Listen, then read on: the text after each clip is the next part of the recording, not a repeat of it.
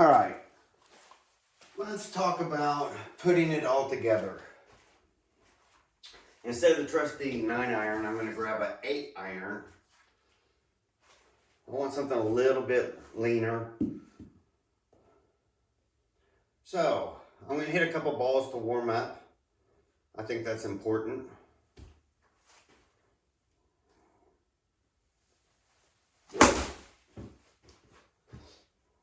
And then I'll tell you what I'm doing so that you can get a feel for this. That was thin. That's rare. Now a thin shot's pretty rare for me, by the way. I've really gotten this, working on this pretty good. So what are we looking at? Today I went out, and I hadn't been out to the local club to play golf for a while. So I went out today to hit some balls, and I was hitting compressed balls, straight balls. I just decided at one point, let me pull out a 3-wood and hit a low stinger kind of shot and see what it can do. Because I was only hitting 3/4 shots today with my clubs, just to see what I could do. I didn't want to press myself hard. So I hit a 3/4 3-wood, intentionally keeping the ball low, so I really hit down into that ball. And the flight was absolutely beautiful, and it looked like about 20 feet off the ground and rose up at the end and dropped down. And later on, I determined that I hit a 248-yard 3-wood into a very stiff wind today. So how am I doing things? And didn't even try. Even the person I was playing with today was quite impressed. He's like, I've never seen a ball flight like that. Not with a 3-wood. It's all possible. So I'm going to kind of go over a few things with you. So I chose an 8-iron for right now. And here's what I basically am setting up in my mind to do. Originally, I had y'all do the turn everything. And said you could play some pretty good golf with that. So I like the rhythm of that. This whole turn everything. But now you can see I'm pounding the ball low and lean, but hitting solid strikes. So to get to that point, I needed to figure out what was my new turn everything. And I know that most people struggle turning what I call, if this was a corner, you're coming around the corner and coming in square to strike the ball. See, that's what happens when I don't get a setup anymore. So I really worked on my setup, getting this to do its thing. And I know we could argue. We could argue about, Randall, you go past 45 degrees, you go too far, you do this. I'm hitting good balls. So I don't want to get into the measurements that some of these other channels can make. I don't have the equipment to make it. So I wanted to know, how can I feel this here as a turn coming around the corner, knowing it was going to straighten me out so I could start hitting. So let's look at one. If I feel like I'm turning and my club head's coming down. Now I don't want my club head way back here. So I got to turn my body a little bit to feel that. But all I wanted to know is, can I get my hands coming down? And this is the first turn. You're turning the corner, because that's important. If you don't turn this corner correctly, you're not coming in square. And one of the biggest things we want to do is to have consistency to come in square. So the second thing I had to decide is, what am I doing once I turn this corner and want to hit through the ball? Well, there's times you're going to want to hit low, medium, high shots. It just depends. So the first thing I thought is, man, just get this corner, get that pop, that sound. These balls are going. So get that down. And get the feeling of where is your hands in relation to turning that corner. Now, from 3/4 shots, what if I want to expand? Full shots. What if I want to start hitting intentionally further in front of the ball or do more of a stock shot at the ball? What are my choices here? Once you start feeling this corner to come down and hit that ball, you'll start being able to play with your timing. And by that I mean taking bigger backswings or delaying the hit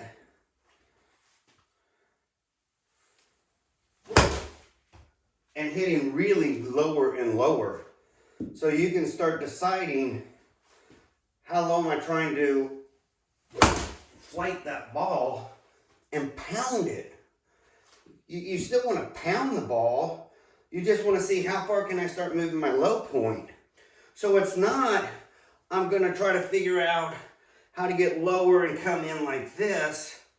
It's how do I take the exact same swing, this swing, and move my low point with the exact same swing to get a different result.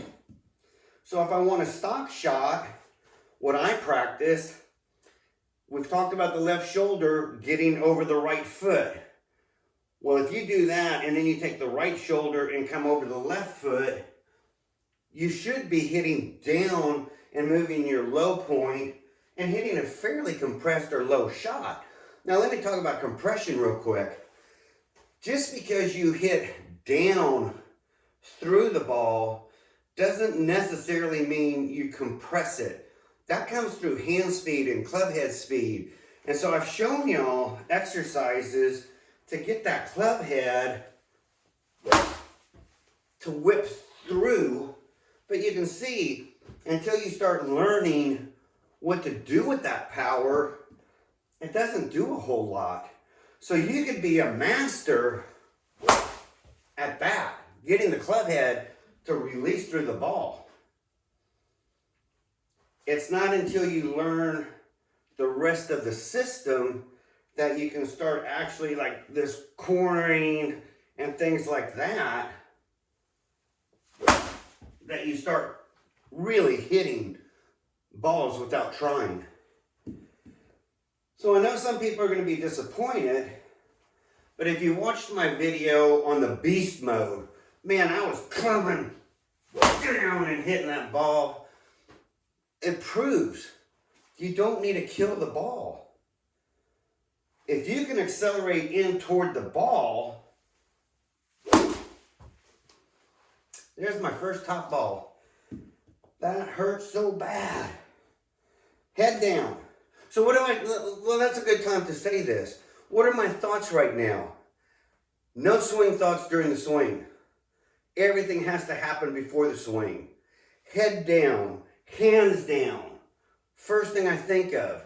Second one, how do I take and turn the corner so as I turn, when I release, I'm firing down.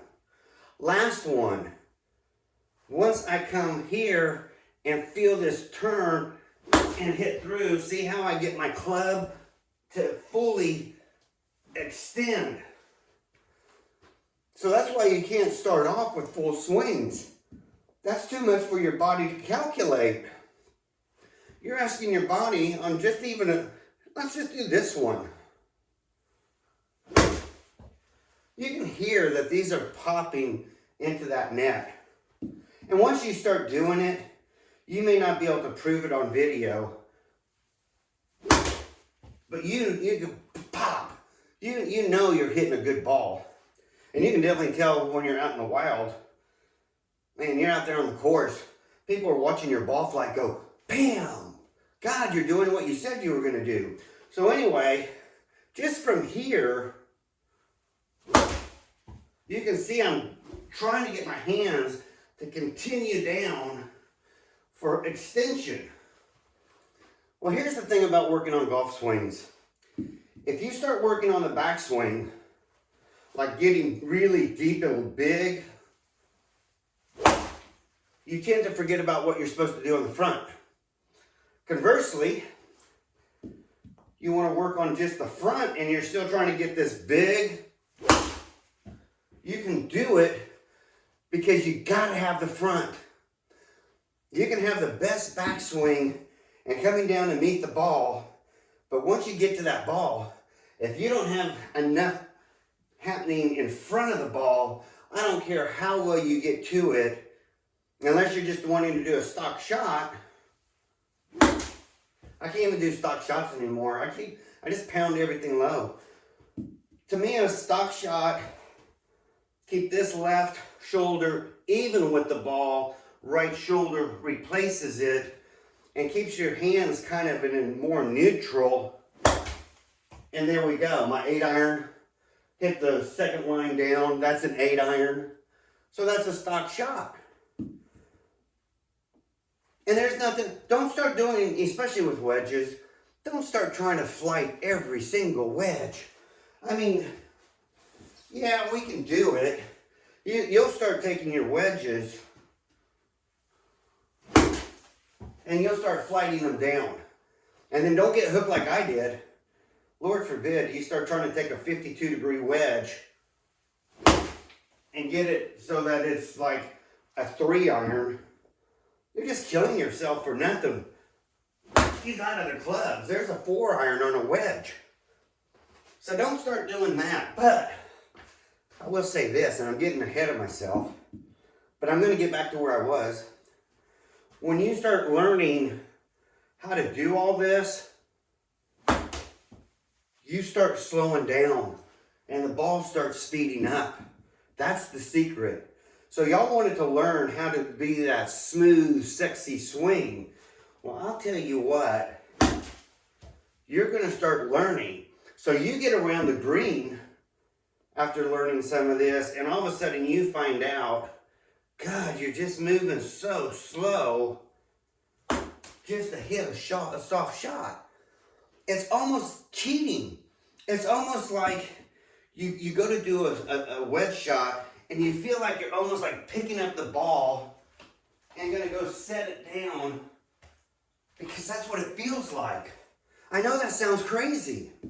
Everybody's just freaked out over hitting the ball. So a lot of times they kind of de-accelerate and stumble and they don't hit it very well.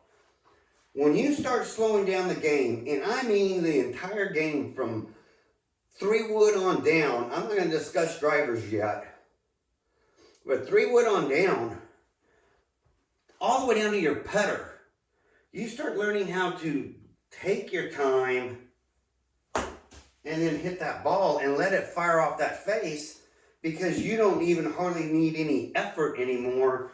You can start really controlling distance. I was playing with a guy today and I said, look, we're on an uphill. We found a pretty good hill over off of number 14, the old left-hand bunker that's grassed over.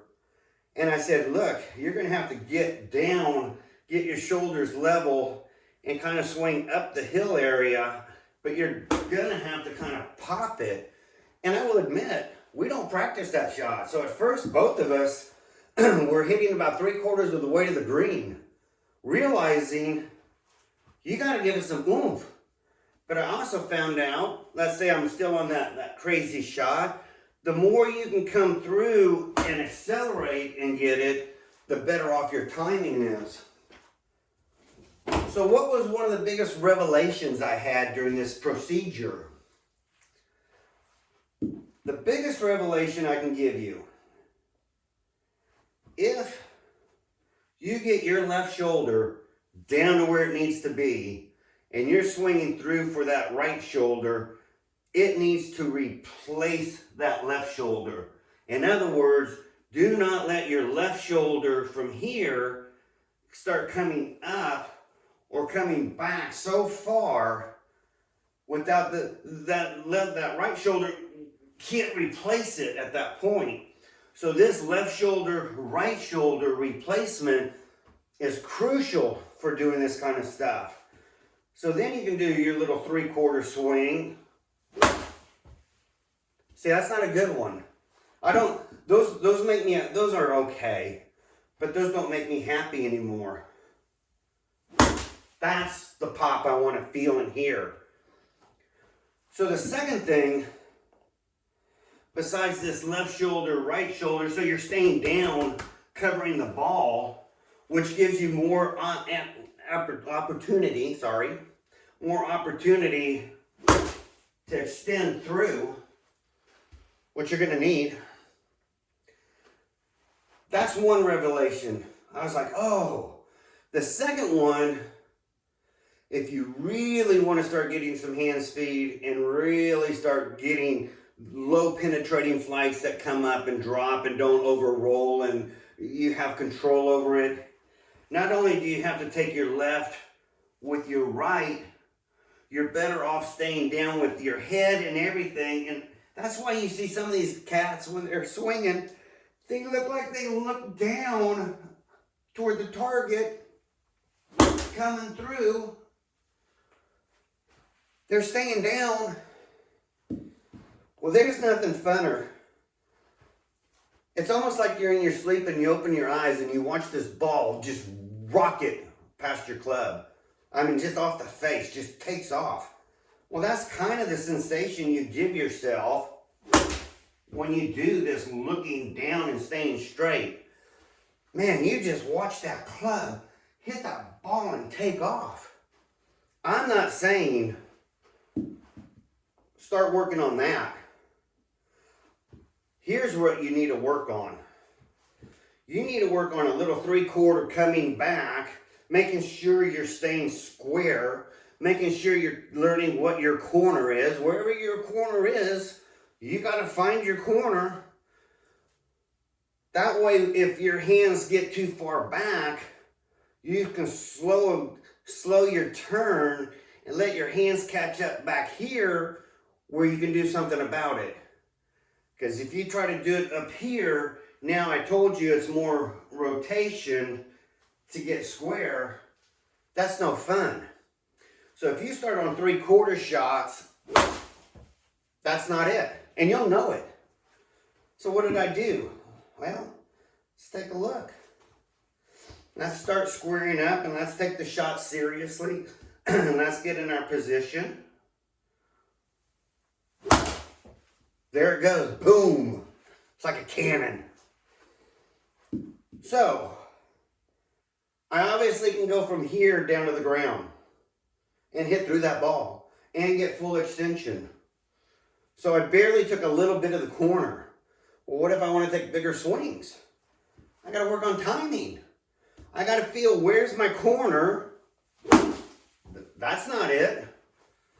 That thinned the ball. That came up into the top of the ball. Of course, I didn't even set myself. I was talking. So let's do it this way. That's not it. So you're going to have to work on getting where's your corner and killing that ball. And then you're going to have to work on getting bigger. So if you want to take a big swing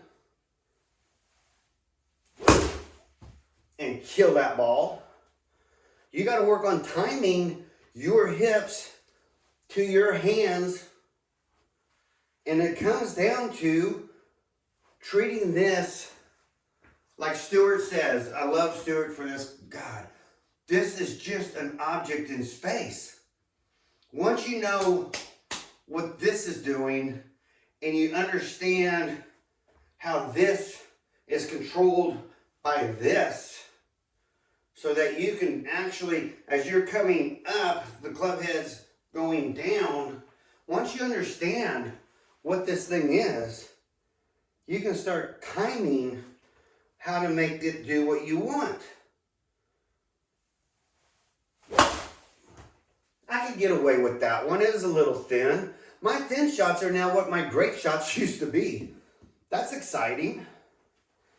You know? You might be wondering about this. I guess we should bring up the elephant in the room. I used to want to stay here and keep my club literally about the same angle as this pool noodle. So that was my coming around and then squaring up and hitting my ball. That was great. It worked. It worked so well, I could come down with my forearm and pop into that ball. God, it was great. But remember my head. The head that likes to come up, get back down, come up, get back down. What if we just leave our head down? Now, if we want to come through and have our head already down to look down the target, oh, it's much easier. So part of me finally had to give in. And it was tough at first. Nobody likes to give up all their control. But I had to give up some of my control. I had to quit taking these big old swings. And if I wanted to take the big old swing, I had to keep my head down, hands down. So what happens in my backswing now? Instead of watching the club all the way around and then trying to time it so I can come through and try to get a good hit, I decided let's leave the head down, hands down. And so when I make my turn now, I want my eyes covered by this pool noodle. Because remember, a stop shot is bringing the left even with the ball. If I want to do some kind of compression or hitting really good clean through the ball, my left gets over. Well, where does that put me? That puts my face in this wall area. So if I can start doing that, oh, I'm deadly now. Oh, quit moving that head around. I had to grow up. 62 years old. Now we're not only starting to cook because we got the oven on, we're actually putting the meal inside and smelling the aroma. So now, I know I can hit them low. Now, not changing anything, I know I can start working them up. I can feel where my club head is. I can start saying, oh, go to a 7, go to the 8 mark. Let's try the 9 mark. Let's try the top ribbon. It's not perfect. I just started down this section of the road, but we're getting there. We're starting, remember this is an 8 iron, so now I'm asking myself to make it more of a 9 iron. Got close. Still hit the crap out of the ball. So all of a sudden I got range.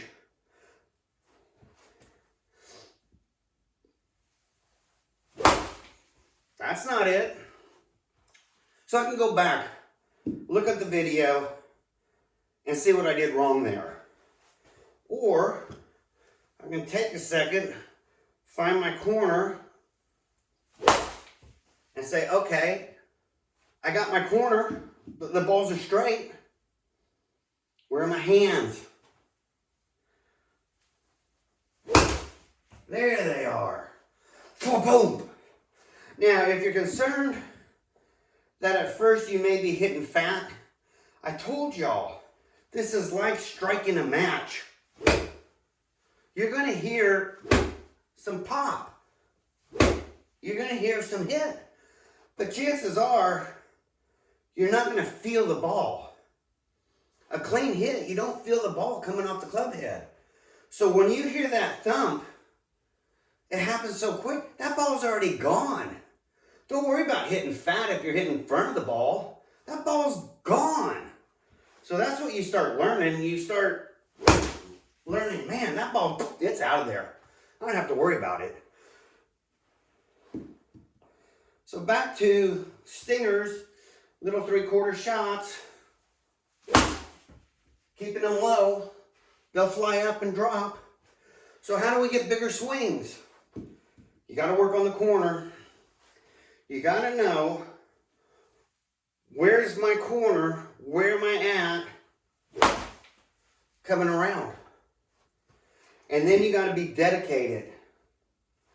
You got to say, oh, see how I barely crack open my hips. Let my hands have more of a chance to get down and hit through. Once you start feeling things, objects in space, and once you start feeling where your corner at to come through, you can see these are all straight. How many have I hit to the right? How many have I pulled to the left? So now you want to start taking those bigger swings. You got to slow it down. You got to soften it up. I know that sounds strange, but there's your result. I don't try to offload all my speed up here. The bigger the swing, the more I got to time it to where I can come. Once you're around the corner, it's time to fire. Fire that club down. An extension. Fire it through. But you can't fire until you get around the corner. Then you can fire the ball. And that's what this should teach you. So your drill would be to start off, and by now, these two fingers were killing me. They don't hurt anymore. I don't feel the club. I squeeze. Here's what I do. I squeeze this handle and let this lift it up to here. This is still holding on, but this is what gets me back up to here. Then as soon as I get up to here, I relax. I let go of everything. I'm still holding the club, but I got no more tension. So the tension is in my hand to here, and then from here, it's like just relax, like you just barely set your hand on the club, and then you're coming through. And so there's no tension. Mike Malaska, he loves doing that. He loves saying, man, it's all in the wrist. Da, da, da, da, da, da. And he knows, God, you got to get those wrists going. Got to get those wrists going. And he's right. You got to get the wrists going. So a lot of the things I say, I learned on previous YouTube channels. I had to pick what somebody said here, somebody said here, somebody said here. It's a common theme. The common theme describes a common golf swing, but you got to put your own flavor and touch on it, and then you start doing that. That's the fun part. So once you learn, you can't fire your club until you've come around the corner. And once you're around the corner, now you got to decide, when do you want to fire the club? How much loft are you trying to do? Or are you de-lofting the club? And no matter what you choose, on lofting or de-lofting, extend those arms out, and it's like the club head running alongside the ball. Go this way. And that'll keep you straight. That's why you start hitting straight. Because your club head is like the backseat driver saying, I'm sending you this way. And that's what's fun. So now you don't have to swing hard anymore. Now all of a sudden you can almost stand here and pound balls. Think about what you're going to be like at the range. Now work on keeping your head down, hands down. Work on, if you do turn off the ball and your head comes off the ball, that you're staying in some kind of parameter to make it efficient so that it makes sense to do it. Otherwise you wouldn't do it. But this makes no more sense. I can't let my head go up 4 or 5 inches and then back down 4 or 5 inches and then back down 3 or 4 more inches to get down to the ball, when I can just simply sit here and keep my head still and hit through the ball. So my only lesson now that I know not to fire the club in this no hit zone until my club comes around the corner. This is all, I mean, look at it. That's from here to here. This is all no hit zone. Once you're in the hit zone, if you started to open up your hips, so we're coming around the corner, we're in the hit zone, your hips are about as square as they're going to be. Now, your hips might have to get ahead of you and ahead of your hands so that your hands have the best opportunity to stay straight through this hit zone. And the more you pin your hands back, the more you're going to have to open those hips up. But it should keep you from here straight through that hip zone. See what I'm saying? And now, you get underneath. Now here's where it gets weird. I'll show you this one shot real quick. You're under the tree. Damn branch is in the way. Gotta hood one. Gotta hood one. What do you mean? You can hood it. Okay. A lot of people are, oh, I gotta move the ball way back in my stance and keep it down. Yeah. Yeah, and probably break your elbow eventually. Hopefully you don't find yourself under too many trees. Or you can put the ball up front and come down and do the same thing. But now I got all of this to work with. Ball in the back. God, I got to get around the corner. I don't have much time to get to that ball. Remember, we got a no-hit zone. Move the ball forward. Well, hell, you learned how to move your weight forward. So now, all of a sudden, you can come in here. Now, see what I do. Bring the club up, reset my hip. That's to make sure I'm playing off the left side of my body. So when I come down, I can pound a ball.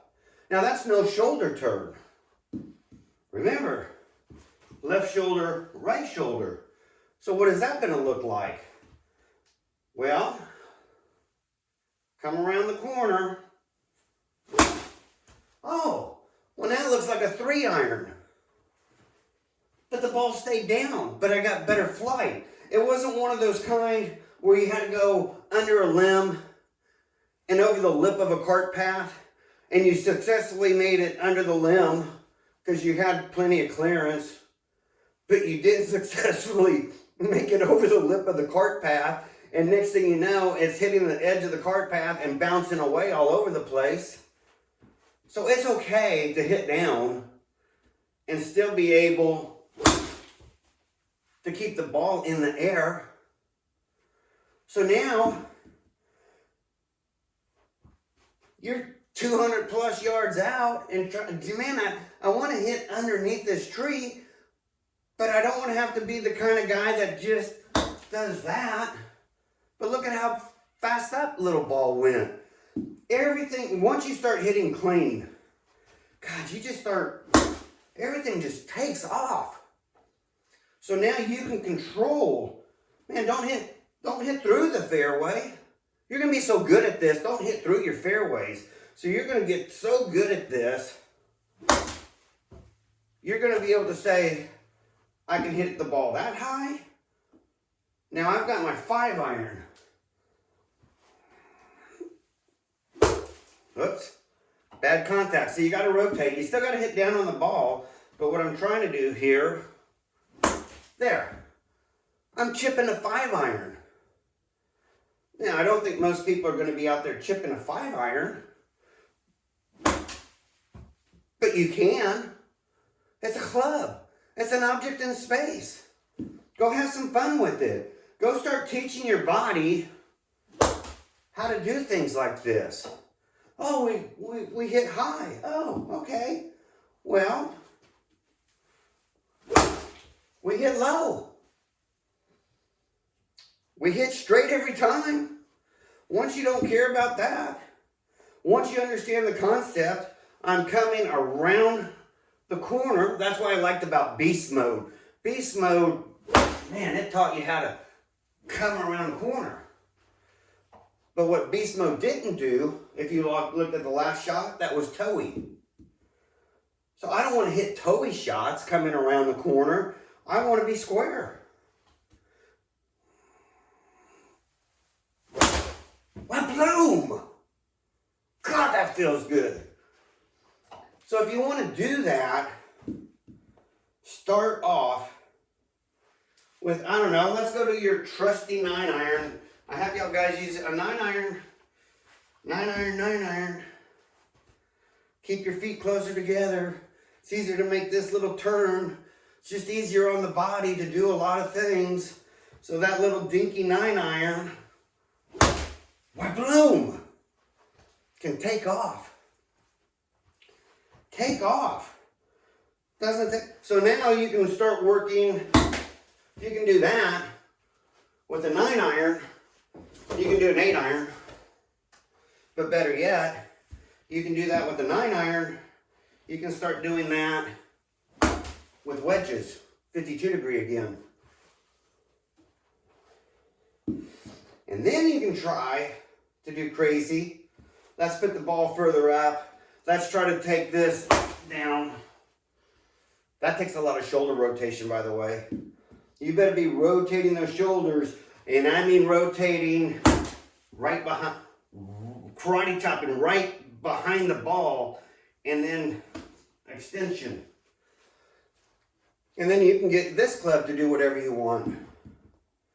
So if you've been following the whole series from the beginning, turn everything. I've gotten you all the way down to being able to take a 52 degree with some logic and flight it down. I've got you to being able to chip with like a 5-iron. I've told you where your no hit zone is. I've shown you, once you understand that this is just an object in space, and I come around that corner, good things happen. Look at my mat. I keep having to straighten them up. I'm pounding balls. And then eventually, you work on relaxing and consistency. Work on that back. This is my corner. I'm drawing my corner. Here's how I define my corner. Up, back, up, back. So now all of a sudden, my hands know, oh, I gotta be around this corner he drew me. Okay, I can do that. Oh, and then you can work on slow. Slower is faster. Slow.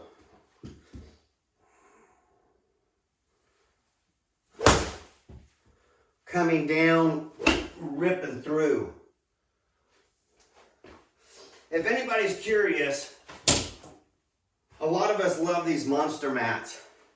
I want to put this one, because it's my original one and it's going to get dirty, inside my shop. Back outside. Inside the shop, so I can hit real balls into that net. Which you can hit real balls into this net, but... So this came in today. This is... These things weigh, I don't know, really... Gotta be 55, 60 pounds. Well, why is that important? Because little mats, these cheap little mats from Amazon that don't weigh anything, you have some ground, you're here turning and turning and turning and turning. You'll wear that mat out so quick, it looks just worn. So you buy the cheap ones and stand on them, and you buy the good monster mats or whatever good mat from Amazon, whatever mat, don't ever stand on it. You can walk on it to do something, but don't stand there and do shot after shot. You're going to wear some holes in it. Bad for a back. So anyway, soon you're going to see my new one out here, and that one's retired back to the shop, and life will be good. I'm ending the video because, again, I talk too much. Sorry, guys.